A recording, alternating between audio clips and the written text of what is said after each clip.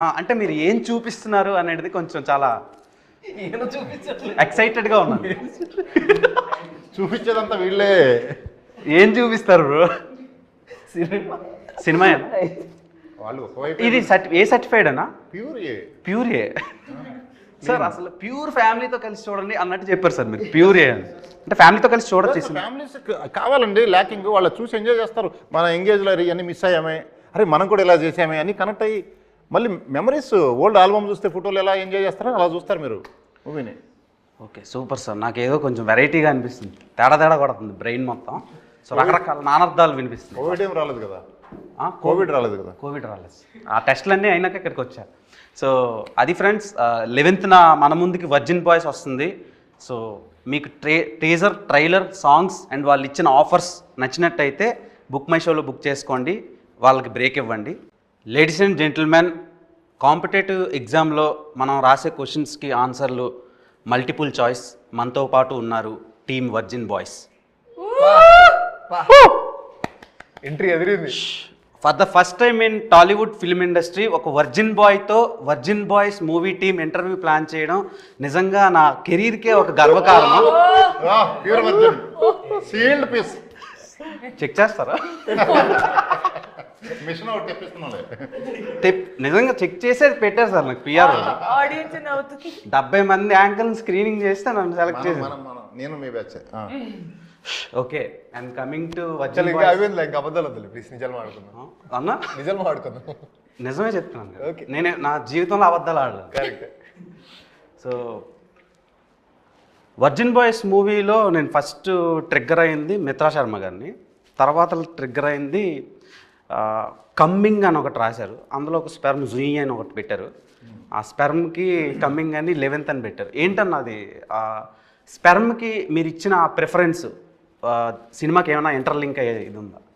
అదే virgin boys frustration ఉంటుంది కదా, మరి అదంతా థియేటర్లో కమింగ్ అవ్వాలి కదా, మరి డేట్ వచ్చింది కదా 11th. కొత్త జన్మ బయటకు వస్తున్నట్టు తెలుగు ఇండస్ట్రీలో ఒక కొత్త సినిమా జన్మ వర్జిన్ బాయ్స్ రిలీఫ్ అవుతున్నట్టు. ఓకే, అంటే థియేటర్లో బయటకు వస్తుందంటే నాకు వేరేలా బయట దాచుకోండి, ఇంటికి సేఫ్గా వెళ్ళండి, ఎక్కడ ఆగొద్దు, ఏ షాపుల దగ్గర, మెడికల్ షాపుల దగ్గర గట్రా. ఓకే, ఇదా ఇంటికి వెళ్ళండి, తొక్కిసలాట్ చేసుకోవద్దు. అండ్ మిత్రా శర్మ, మీకు ఫేవరెట్ ఆల్ఫాబెట్ ఏంటి? ఫేవరెట్ ఆల్ఫాబెట్ వి.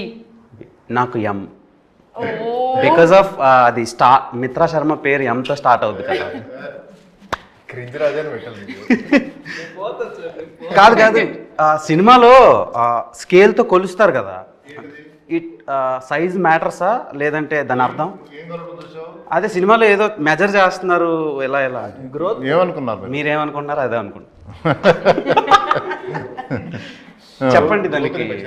చేసినాడు ఈయన అడగండి. అదే సార్, ఏంటి మెజర్ సైజ్ మ్యాటర్సా మీ దృష్టిలో? Yeah, of course. మీరు గీతానంద్ గారు కాదని చెప్పే వాళ్ళందరూ అబద్ధాలు చెప్తున్నారు. అవునా? సో సినిమాలో ఏమైనా వాటి మీద ఏమైనా సీన్లు ఉంటాయా? ఎందుకు నీకు బాగా ఇంట్రెస్ట్ దాని మీద?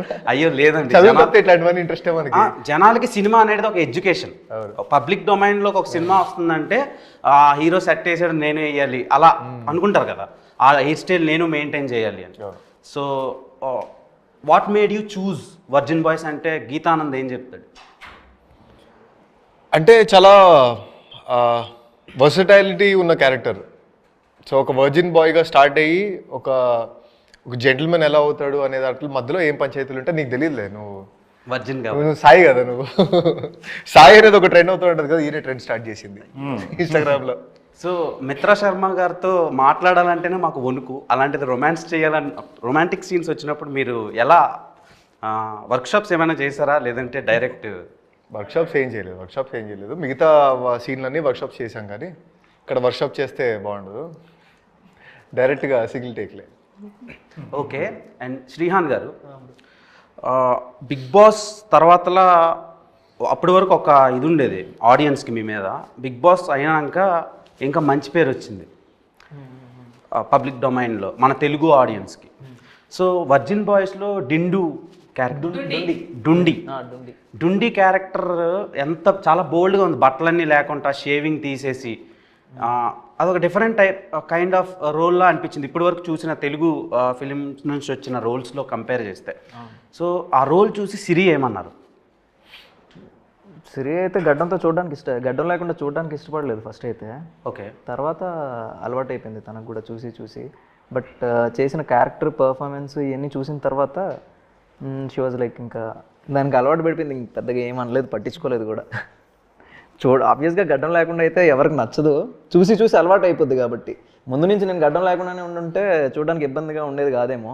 గడ్డంతో చూసి తర్వాత అలా చూసరికి ఇబ్బంది పడింది. బట్ ఆ క్యారెక్టర్కి అలా ఉండడమే కరెక్ట్. నార్మల్గా మిత్ర శర్మ గారు, మీరు బిగ్ బాస్, ఈ ఫేమ్, నేమ్ ఇవన్నీ పక్కన పెడితే మీరు చేసిన social activities when compare to other film actresses కొంచెం మంచిగా ఉంటే అండ్ జనాలకు దగ్గరగా తీసుకెళ్తున్నాయి. ఫిలిమ్స్ మీరు చేసిన మీ ప్రొఫెషన్ కంటే అవి బయటకి బాగా వైరల్ అవుతున్నాయి.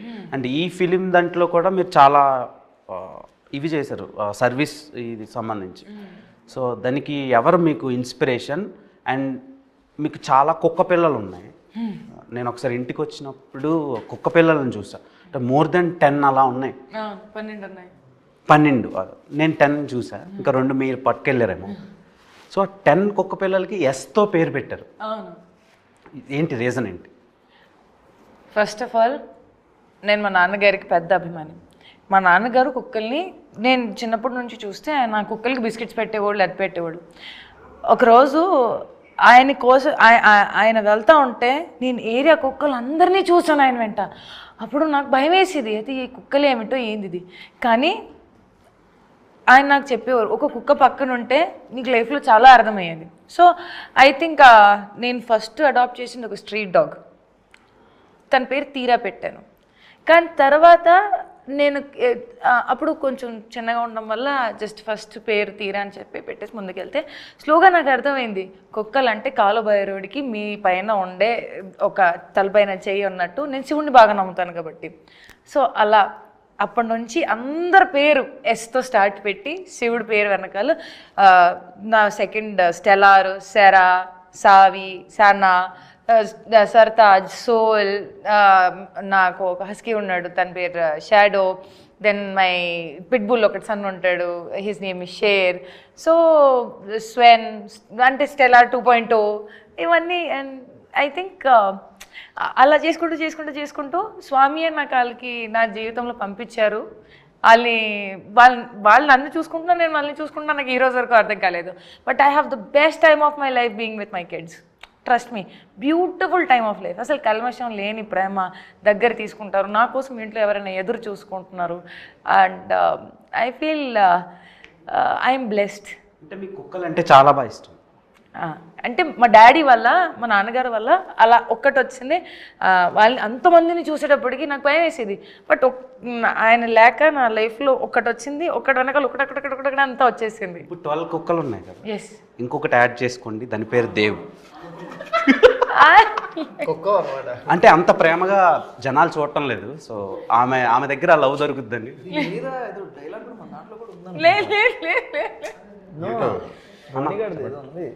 బట్ అవన్నీ విశ్వాసంగా ఉంటాయండి. అవన్నీ విశ్వాసంగా ఉంటాయి. మరి నేను విశ్వాసంగా ఉంటాను. విశ్వాసంకి గూగుల్లో సినోనిమ్ అని కొడితే నా పేరు వస్తుంది. సో అండ్ రాజా గారు, నార్మల్గా మీ అంత బోల్డెస్ట్ ప్రొడ్యూసర్ని నేను తెలుగు ఫిల్మ్ ఇండస్ట్రీలో చూడలేదు. ఏం చూపిస్తున్నా నేను? చాలా చూపించారు సార్. ఆవకాయ అంటారు, మందు అంటారు, సెక్స్ అంటారు, హౌ టు వేర్ కాండమ్ చెప్తారు. సో అంటే ఆయన పేరు ఏం పేరు, నైట్ టైం ఆయనవి డాక్టర్ సమరం అని ఒక పర్సన్ ఉన్నాడు. సో ఇప్పుడు కూడా చెప్తున్నాడా? నువ్వు బుట్ట ముందు చెప్పుంటాడు ఆయన. నాకు రీసెంట్గా తెలిసింది ఈ సినిమా గురించి అనలైజ్ చేస్తున్నప్పుడు. అంటే సెర్చ్ చేసావు?